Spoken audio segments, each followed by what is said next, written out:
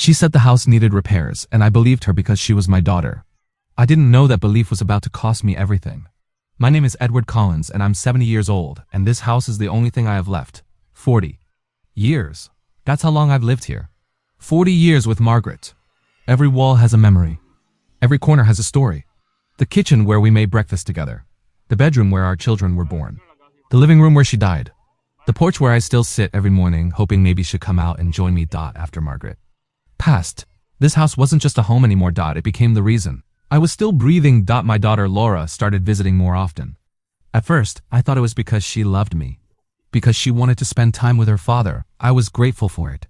I told her that. Then she started saying things. Dad, this house is so much for you now. All these stairs. All this space. It must be exhausting. I tell her I was fine. That I liked my home. But wouldn't it be easier somewhere smaller? She'd ask. Somewhere more manageable? I changed the subject. Then one day she called me with something different in her voice. Dad, the house needs repairs. Serious ones. The structure might be compromised. You shouldn't be worrying about this stuff. Let me handle it. I wanted to argue, but she sounded so certain. Like she'd already made a decision. Let me handle it, she said again, and I let her, because I'm old and tired and my daughter was offering to help. What kind of father says no? A few days later, she called again. Dad, some contractors are coming to check the structure. They need to evaluate everything, make sure it's safe. Contractors. That word meant something normal to me. It meant fixing things. It meant making my home stronger. I didn't know it meant something else entirely. The next morning, the doorbell rang. I opened it and something felt wrong immediately. Two men stood there, one holding a clipboard, the other holding a camera, professional, efficient, like they'd done this 1,000 times before. Mr. Collins? One of them asked. Yes, replied. We're here for the property evaluation. Evaluation. Not repairs. Something in my chest tightened so hard I thought it would break. Before I could respond, Laura appeared behind me. She must have been waiting in the hallway. Come in, she said to them, like the house was already hers to welcome them. I stepped aside slowly, watching as these strangers entered my home. The home I'd built with Margaret. The home where all my memories lived. They started measuring walls, taking photographs, checking the foundation, documenting everything like it was going on an auction block, like it was already sold. Laura, I said quietly. What is this? I asked. She avoided my eyes. It's just part of the process, she replied. What process? I demanded. She didn't answer, and that silence said more than anything else ever could. I stood there watching strangers document my life like it was already someone else's property. That's when I understood something that made my entire body go cold. This wasn't about repairs at all. This was about getting rid of me, about getting rid of my home, about my daughter trying to take the one thing I had left. But Laura didn't know one thing, something I'd done years ago, something she never paid attention to, and it was about to change everything. I walked out to the backyard needing to breathe. My heart was racing, but my mind was clear.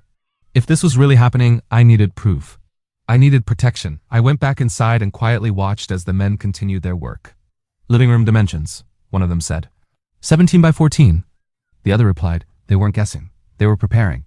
They were getting the information ready for whoever was going to buy my home. Without my permission. Later that afternoon, after they left, I sat across from Laura at the kitchen table. You want to sell the house, I said, not a question. A fact. She exhaled slowly like she'd been holding her breath. Dad, it's for the best, she said. For who? I asked. For you, she replied. This place is too much for you now. Too many memories. Too much pain. I shook my head. That's not your decision to make, I said calmly. She leaned forward like she was explaining something to a child. I'm trying to help you, she said. No, I replied. You're trying to decide for me. The room went quiet. Then she said something that made everything crystal clear. I already spoke to a buyer, she admitted. My chest tightened so hard I thought it would break. You what? I said. It's a good offer, she said quickly. We can move you somewhere easier. Somewhere you don't have to worry about all this. We? Not me, like it was already decided. Like I was just a formality now. I didn't agree to anything, I said. You will, she replied softly. That sentence. That one sentence changed everything. Because it wasn't concern anymore. It was control. It was the moment my daughter stopped asking and started deciding. I stood up slowly. I walked to the drawer near the hallway. The drawer where I kept important papers. The drawer Margaret and I had filled together when we planned our future.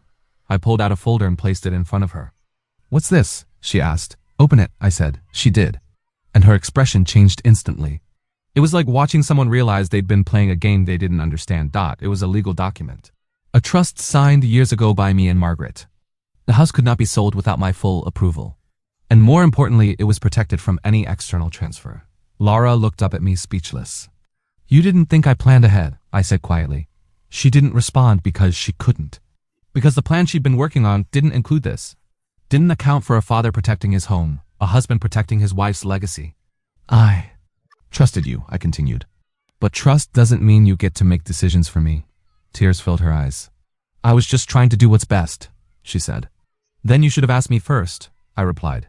The silence that followed wasn't loud, but it was honest. It was the sound of a daughter realizing she'd lost her father's trust. And trust, once broken, doesn't come back easily. Later that night, I sat in my living room again. The same room where strangers had measured and photographed and planned to take my home. The same room where my wife and I had sat together 1,000 times, thought everything was the same. The furniture, the pictures, the memories on every wall, but everything had changed. Because sometimes the biggest threat isn't losing a house. It's losing your voice. It's realizing your own child doesn't see you as a person anymore. She sees you as a problem to be solved, as property to be managed, as a life to be decided for. And that somehow is the deepest loss of all. I didn't change. The locks. I didn't call the police. I just changed the locks on my heart. And I learned something important. Sometimes protecting yourself means protecting your home.